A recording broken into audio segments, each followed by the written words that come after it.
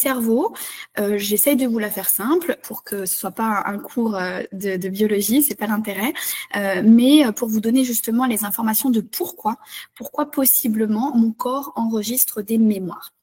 On a le cerveau finalement, comme vous pouvez déjà l'avoir entendu, paraît-il, fonctionne seulement à 10% de nos capacités.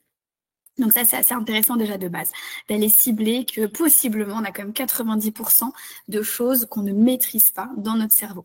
Donc ça, c'est une première information, je trouve déjà intéressante pour introduire ce qu'on va discuter tous ensemble. Et puis, en fait, on a la notion de conscient et d'inconscient.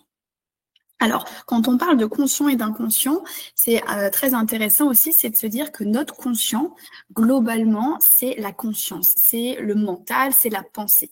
Donc, en fait, on peut dire, si vous imaginez un iceberg dans l'eau, on peut dire que la conscience, c'est la partie submergée de l'iceberg. C'est-à-dire que c'est tout ce que je vais imaginer, tout ce que je vais créer, tout ce que je veux mettre en action, mais avec ma volonté, avec mon intention. Et puis, quand on analyse un iceberg, vous avez la partie submergée de l'iceberg et vous avez tout le bloc de glace en dessous, qui lui, pour le coup, est énorme. En général, il prend 5 fois, 6 fois, 7 fois, 10 fois plus de place.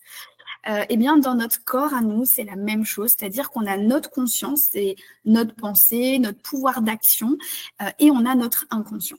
Donc, le conscient et l'inconscient, c'est quelque chose d'important parce que c'est des études qui existent depuis des années, déjà à l'époque de Freud.